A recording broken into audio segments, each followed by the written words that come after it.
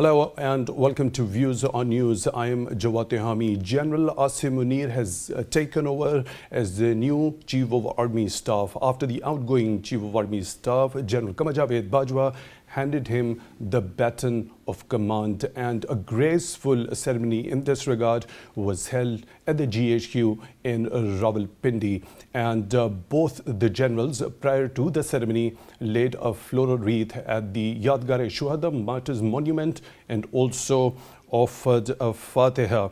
Now, General Bajwa has also congratulated the new Army Chief, General Asim Munir. At the same time, Prime Minister Shahbaz Sharif held a telephonic conversation with General Asim Munir and congratulated him on assuming his new role, saying, I quote, under his able leadership, professional capabilities of army would be enhanced and the defense of the country would be strengthened, unquote. At the same time, media reports suggest that banned Tehreek-e-Taliban Pakistan has announced to call off the ceasefire agreed with the government in June and ordered its militants to stage the attacks. On the other hand, Minister of State for Foreign Affairs, Ms. Hina Rabbani Khar, is in Afghanistan, had a meeting with the Foreign Minister of the Afghan interim government, Amir Khan Muttaqi, and a range of issues were discussed. And now, in light of this, what challenges lie ahead for the top command of the army,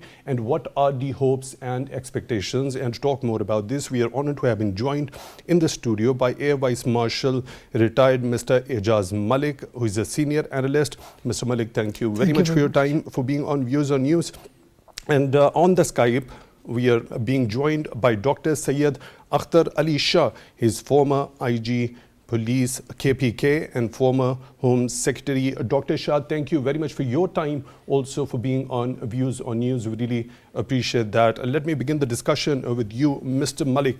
Prime Minister Shahbaz Sharif has posed his confidence in the new Army Chief, General Asim Munir, and also wished him the best. So what are the hopes and expectations from the top command of the Army in the coming days?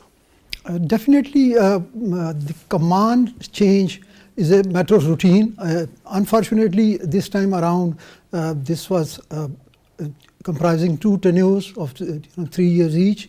The General Bajwa was in chair, and then the internal political dynamics brought and then kept in focus, in limelight, the office of the Chief of Army Staff. So in that background, it was a very expected time in which there will be change, but still till last moment, as we are all aware, there have been talks and there have been different narratives, and which were, I would say, unfortunate, because at that level, whosoever reaches in the top few, group of general officers, they are all trained, they are all groomed, and they are fully capable of assuming the duties of their assigned office. Normally, the change of command is more concern, and it is viewed by our external players, be it the superpowers, regional powers, and to be specific, across the border, our main rival, India. Because with each new person in command, the routine working of army is so robust that at tactical and operational level, it really doesn't matter who sits in the office of the Chief of Army Staff. It matters for the focus of the national security and external threats. And that is where our enemies, they view that if change of command, the new person in would bring in certain change in strategic policies, at strategic level, coin certain new doctrines to pursue his force projection goals, and in terms of prevalent threats and the emerging challenges, that is where the importance of this change of command routinely is seen. In our scenario, unfortunately, the armed forces, wittingly or unwittingly, they have been embroiled in the national security's internal dynamics. And rightly so, because the economic stability, political stability of the country, they are the two pivots of the national security paradigm. So any army chief or any head of the armed forces cannot remain and should not remain isolated from the domestic environment. Right, Mr. Malik, your point is well taken. I'll take Dr. Shah in the conversation as well. Dr. Shah, as we have seen over the past many years, the armed forces of Pakistan as well as the law enforcement agencies, including the police, have been collaborating, especially vis-a-vis countering terrorism. What are the hopes and expectations as far as the other law enforcement agencies are concerned with the new top command of the army? First and foremost, I would say that with all change and the tenure for different posts in any hierarchy, vitality is one of the main purposes. With this change, vitality and new energy would be induced into the army, and the commitment of the army chief to keep the institution aloof from politics will enhance its prestige, and they would be able to gain the national support in their efforts to maintain peace and security. Sovereignty is one of the most important essentials of a state, and the protection of that ultimate protection of the sovereignty is the duty of the armed forces. So Pakistan is facing multiple challenges as far as security is concerned. One is at the external level, that is from the western borders, and on the other side, the eastern border. And at the internal side, we are facing two types of terrorism. One motivated by ethnic, which is in Balochistan, and the other is the religious motivated terrorism. And we have also witnessed enduring lines.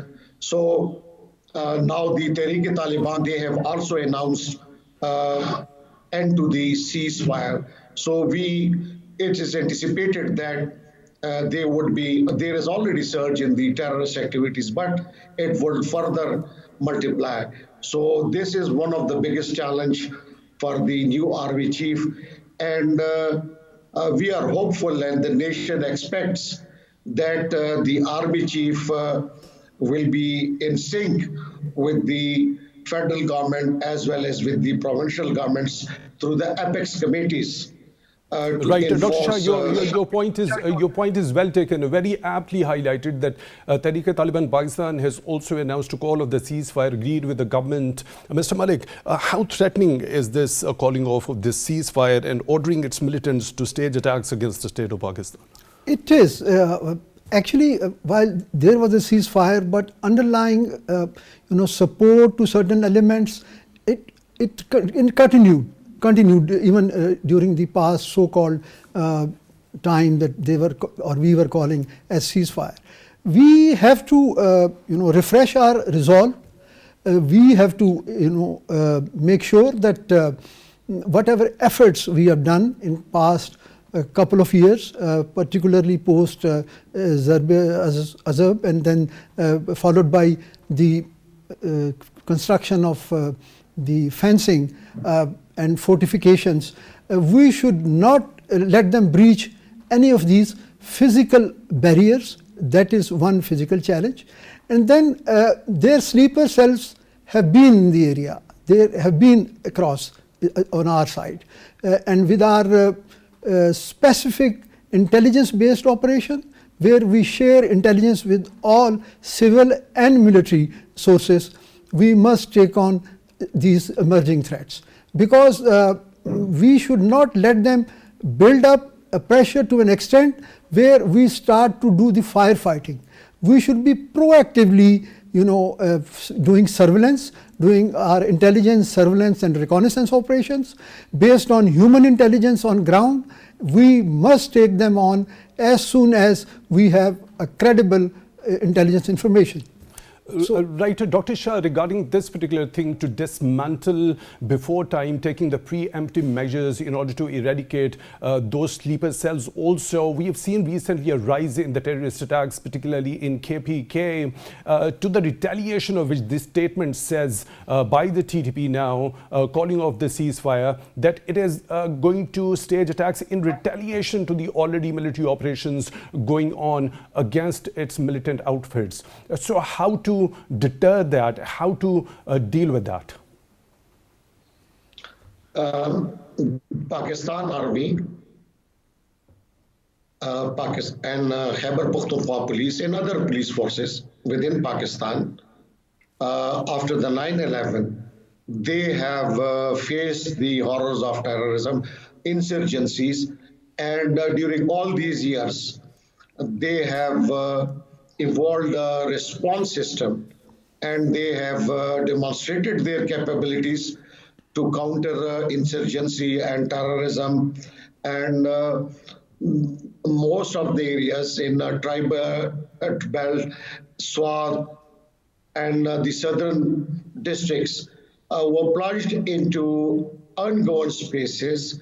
But after the national document, 14th National Action Plan, we had been successful in dismantling the terrorist networks and bringing them to justice. So I think that Pakistan Army and Pakistan Police Force, they have all the capabilities, they have all the operators, they have all the intelligence machinery to prevent such activities of the terrorists. Now there is no confusion as far as the talks are concerned. The sky is clear. There is no confusion as far as the policies are concerned.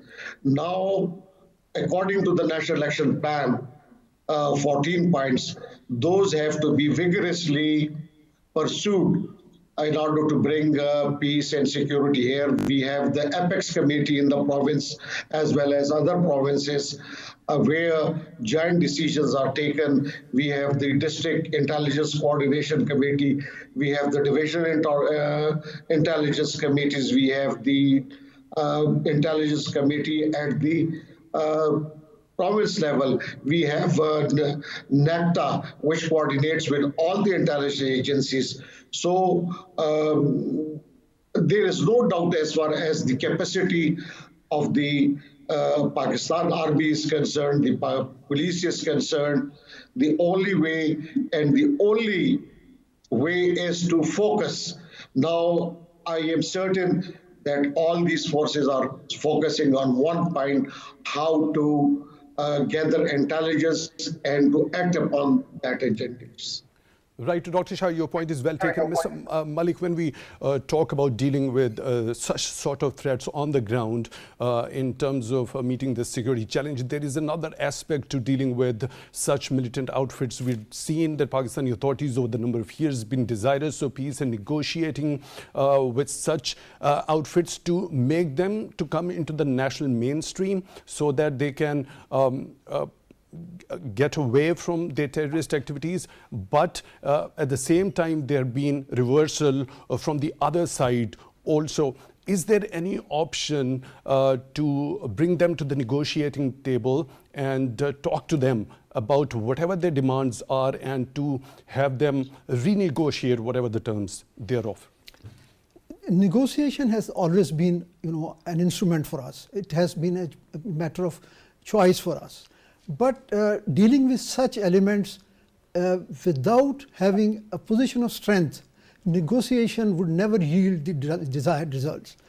Because these miscreants, they would always buy time while engaging you or the state apparatus into certain negotiation parleys. And they muster their strengths, take breathing space and muster their strength, and then they will hit you at a place where again we will be doing firefighting. So the best method is that we must assert ourselves.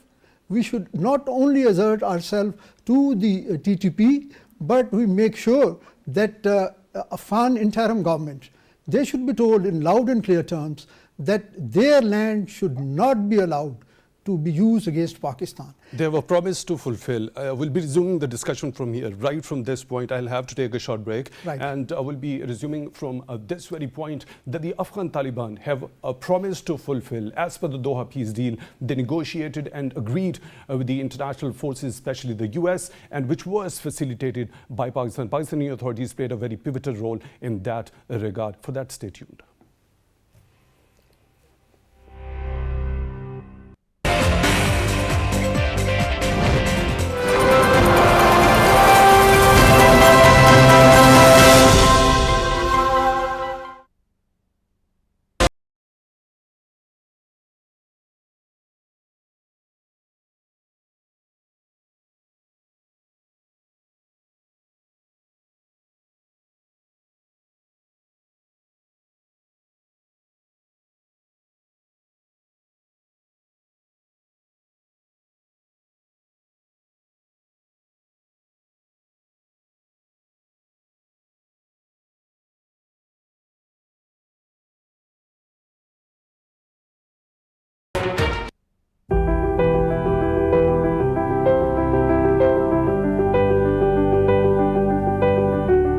When one door of happiness closes, another opens.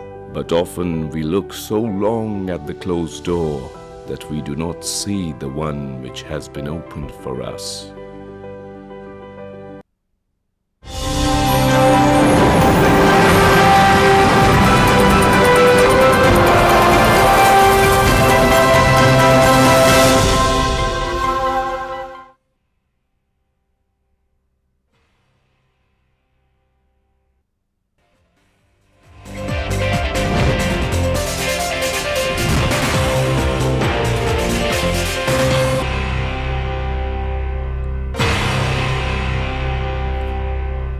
Welcome back to Views on News. Before going on the break, we were joined in the studio by Air Vice Marshal retired Ijaz Malik and on Skype Dr. Syed Akhtar Ali Shah. And now on phone line, we are joined by Ms. Amina Khan. She's Director, Center for Afghanistan, Middle East and Africa, Institute of Strategic Studies, Islamabad. Ms. Amina, thank you very much for your time, for being on Views on News. With this change of command in the top brass of the Pakistan Armed Forces, what are the hopes and expectations, and what do you think the challenges lie ahead when it comes to dealing with the national security?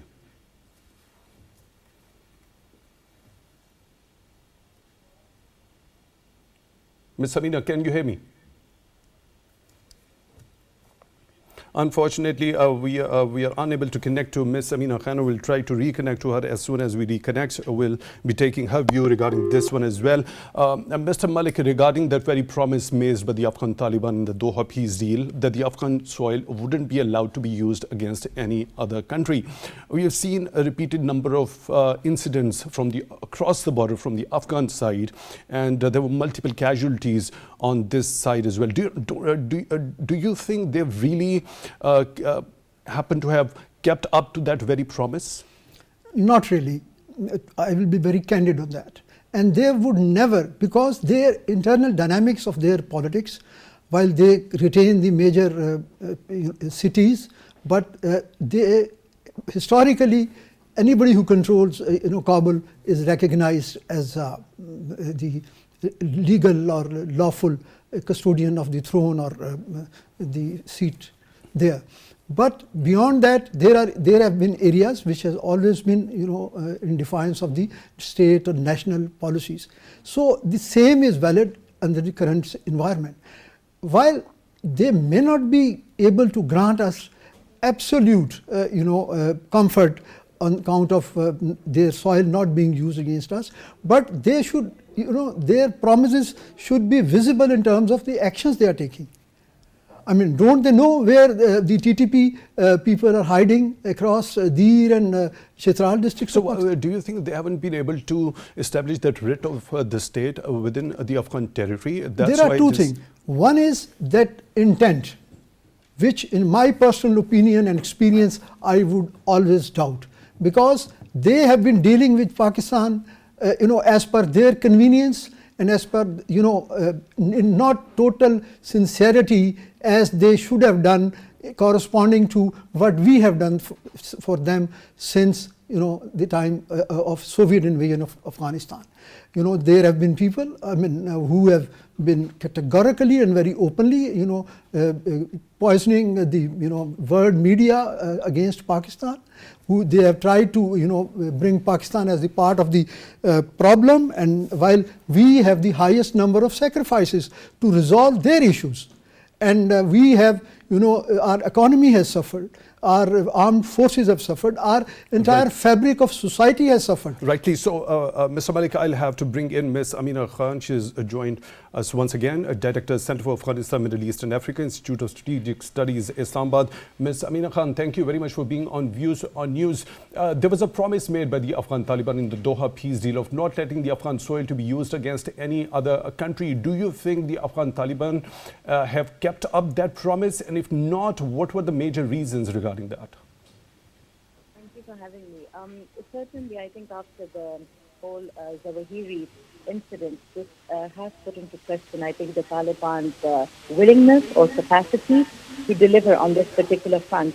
But I think the message is very clear from regional countries, including Pakistan, that the Taliban have to deliver on counterterrorism assurances, and unless and until they do not honor those pledges of reform that they had agreed to in the Doha agreement, there can be no way forward.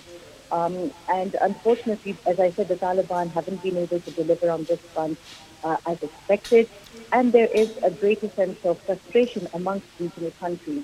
But having said so, I think it's equally important to realize that the Taliban have been in power just over a year, and they are trying to consolidate their positions within the group itself as well as within the country. So I think time certainly needs to be given to the group, but of course that doesn't mean giving them a free hand or a waiver. They will have to deliver on this front, and I think it's important for them to also realize that counter-terrorism assurances do not just apply to the international community, but more so to the neighborhood. The immediate neighborhood needs to have the confidence from the Taliban that their soil will not be used by any entity. Ms. Amina Khan, your point is well taken. I'll have to take a short break and we'll resume the discussion from here. For that, stay tuned.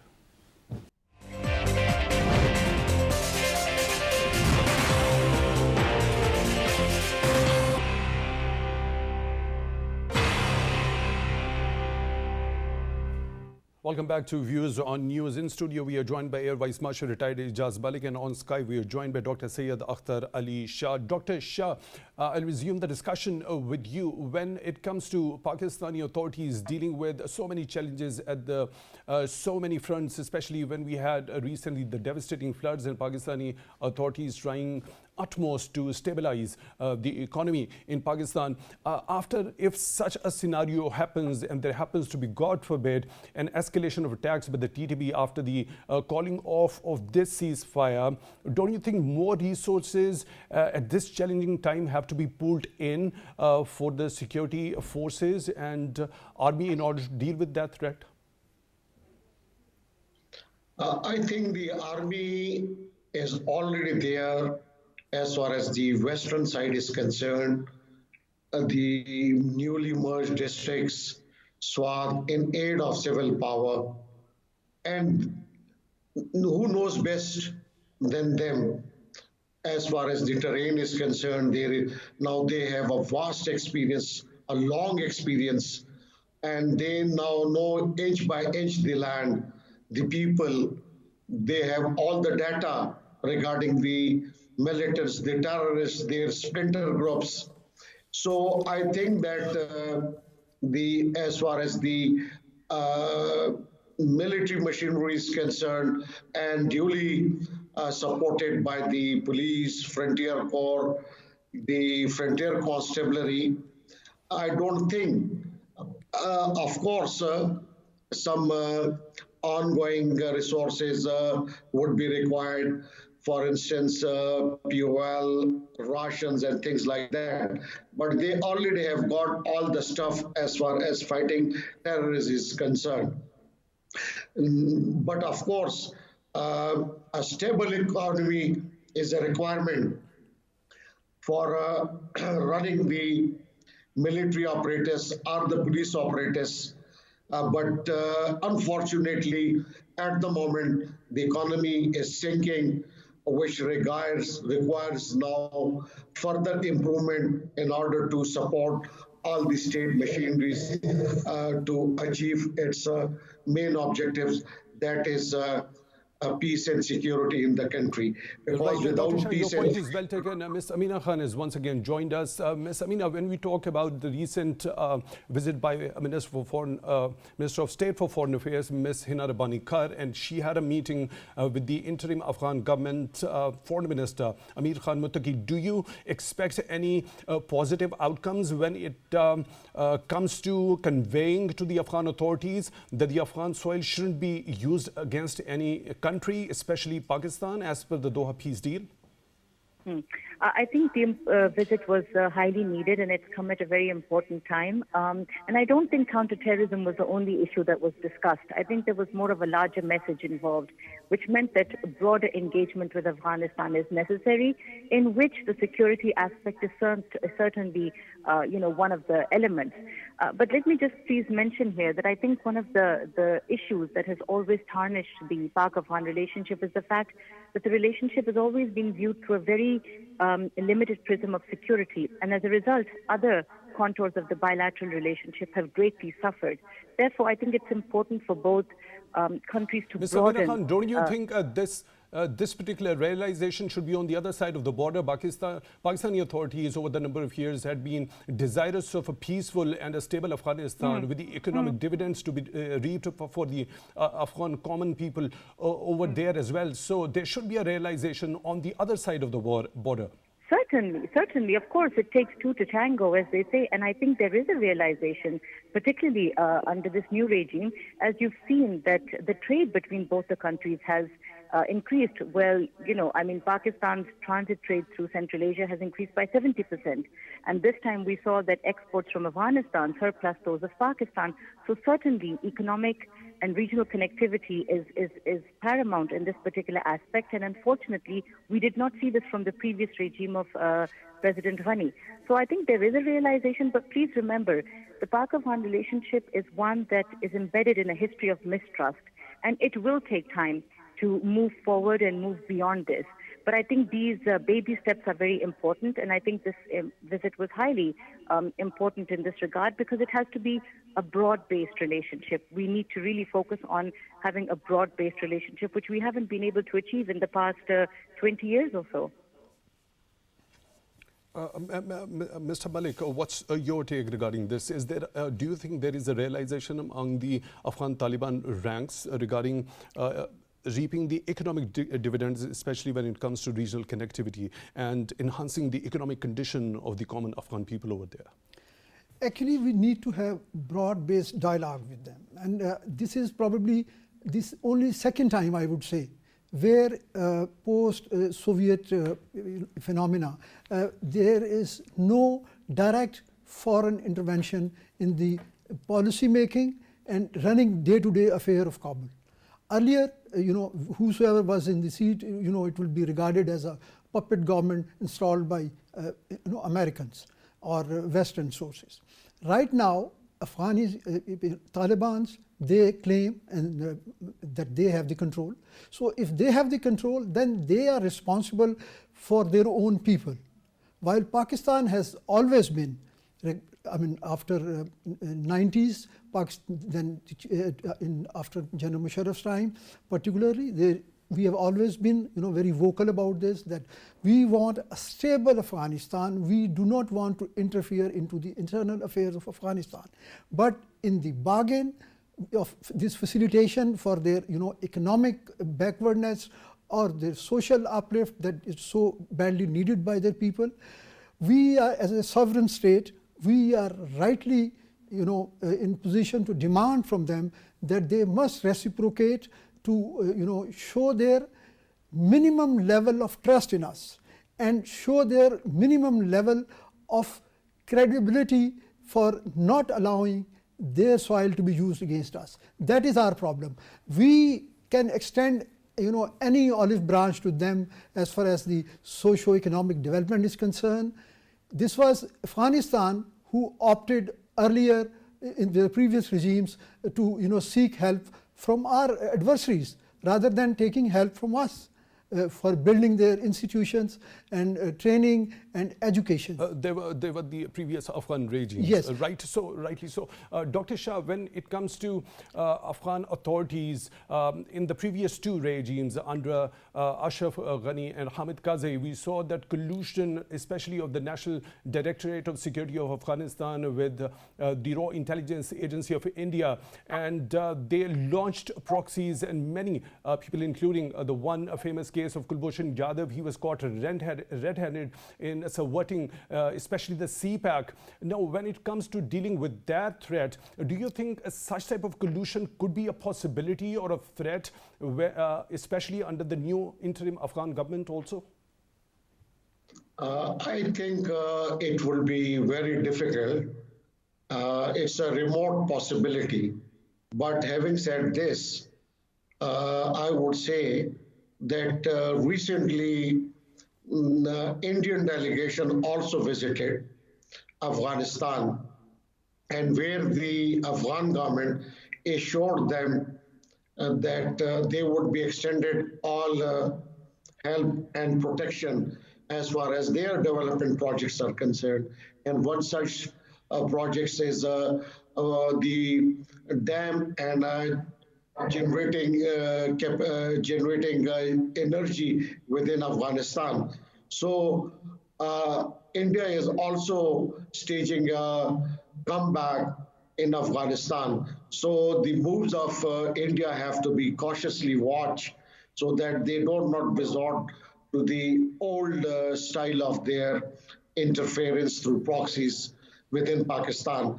But at the same time, Afghan government has also to demonstrate through their actions in accordance with the Doha Agreement that their side would not be used by any armed non-state actors. And they have, but the presence of Ayman Zairi and Tehrik-e-Taliban Pakistan over there have sent wrong signals. So they have to demonstrate that Afghan government is a responsible government where by their actions no militant can stay, although they would be problems, but they have to demonstrate certain actions where the world could believe that they are serious in dealing with terrorism. Right. Ms. Amina, what do you think? What could be the possibility? There are certain reports that allude to the fact that Al-Qaeda and ISIS Khorasan are colluding and they are re-establishing themselves over there on the Afghan soil. What exactly should be done? Do you think there should be an international community's help to the Afghan Taliban in order to counter that threat as well? Let me just say that the ISKP has been in Afghanistan since late, 2014 and early 2015. And as we have seen, both these two groups, that is the Taliban and the ISKP, have completely diverging ideologies. In fact, they've been in a bloody battle with the Taliban over resources, over influence, and of course over power. And if you see, since the Taliban came into power in August 2021, the only violence that has taken place has been waged by the ISKP. So certainly it is a major, major issue of concern, not only for the Taliban, but of course Pakistan's neighbors, because the ISKP is operating internally in Afghanistan, but it's collaborating with regional transnational terrorist groups such as the ETIM, the TIP, and at times the Tehrik-e-Taliban Pakistan. And we've seen this numerous occasions. And apart from that, we've seen so many cross-border attacks, not only with Pakistan, but with Tajikistan, with Uzbekistan and Iran. And then, of course, we had the attack on the Russian embassy. So this is a major issue of concern. The Taliban, again, as I said, the only way the Taliban will be able to deal with this group is they are able to consolidate their position within the country, and they are struggling. But security has improved, and I think in this aspect, it is important for regional countries to push towards some sort of a counter-terrorism framework. This is essential. and they have to do this, collaborating with the Afghan Taliban. I don't think the Taliban Your will point be is able well to do it on taken. their Ms. own. Amina Khan, the responsibility and the role of the regional countries in particular regarding their engagement with the Afghan Taliban happens to be crucial at this very point in time. Mr. Malik, when we talk about the Indian threat from the eastern side over the years, there have been misadventures recently we have seen. How do you think the Pakistani new top command is going to deal with if any sort of misadventures happen in future? Alhamdulillah, I am very confident that our present command and along with the all ranks, officers to Jawans all over Pakistan, and in fact all three forces of Pakistan, they are quite capable of dealing all conventional threats remaining under the umbrella of our credible nuclear deterrence. So let there be no doubt in the minds of Indians, because lately, if you are, I'm sure you are following their media, they are, giving their, very irresponsible and highly provocative statements about, Pakistan and, various, which is part of primarily that is for their own domestic audience. But we should always be on guard, and we are 24/7, alhamdulillah. And I think they should not indulge in any kind of misadventure. They should not try to take advantage of our internal political and economic instability, which is I would say a temporary phase. Inshallah, we will traverse through these testing and challenging time of our history. Right. Mr. Malik, you have described very elaborately when it comes to dealing with that threat, the security threat from the neighboring country from the east. What about diplomacy? What about negotiations? Pakistan has always wanted friendly relations with all the neighboring countries and resolve the outstanding issues through dialogue. But the relationship between Pakistan and India had been frozen for quite some time now because of the serious provocative statements, as you already mentioned, and the unfounded allegations on Pakistan regarding various things, especially when it comes to harboring terrorism. How to engage with them, because Pakistan has been paying a price in huge numbers over the years in countering that threat of terrorism, and had sacrificed a lot, and international community has recognized this particular sacrifice by Pakistan over the number of years. Why can't India understand that simple point? Because right now the international or global environment is suitable to their designs. They have done a blatant act against all norms of international relations and the United Nations charters, and they are doing violations in Kashmir. So if world has taken a notice, but not enough pressure has been exerted, which brings this fascist regime in India to think that they need to talk to Pakistan, not only to Pakistan, but the very valid third, the part of the issue. There are not only, it's not a bilateral issue of Pakistan and India, the third party, which are the actual sufferer on ground, the Kashmiri people in Indian illegally occupied Kashmir, they also need to be taken on board. So as long as the world environment is conducive for them, they would probably not yield to any diplomatic pressure. Right. Dr. Shah, when it comes to dealing with the threat of Indian proxies within the country, of course, over the number of years, we've seen that the armed forces and the law enforcement agencies, including the police, have collaborated in order to dismantle that particular threat. What future strategies are likely to be implemented in order to counter that? As far as this threat is concerned, we always use human intelligence and technical intelligence. And there is always a counterintelligence. So using all these means efficiently and effectively, and we have the capability to do so. So we have to focus on better intelligence and better coordination. So with this, In past, we have dealt with such threat, and now I am also certain and trust the capabilities of our armed forces, of the intelligence bureau and counterterrorism departments within Pakistan to counter such threats. Right, Dr. Shah, your point is well taken. Dr. Syed Akhtar Ali Shah joining us on Skype, a former IG Police KBK, former Home Secretary. Thank you very much for being on Views on News. In the studio, we were honored to have been joined by Air Vice Marshal, retired Mr. Ijaz Malik, Senior Analyst. Mr. Malik, thank you very much for your time also. And on the phone line, we were joined by Ms. Amina Khan, Director, Center for Afghanistan, Middle East and Africa, Institute of Strategic Studies, Islamabad. Thank you very much for your time. Also, really appreciate that with the change of the command in the top brass of the Pakistan Armed Forces, with General Asim Munir taking over as the new Chief of Army Staff, there are a lot of hopes and expectations, but at the same time, multiple challenges lie ahead. But I would like to re-quote Prime Minister Shehbaz Sharif regarding this particular change of command. And he said that under his able leadership, professional capabilities of Army would be enhanced and the defense of the country would be strengthened. And may Allah help him in meeting challenges of maintaining national security and elimination of terrorism. With this, we come to the end of today's Views on News. Till the next one, take good care of yourselves.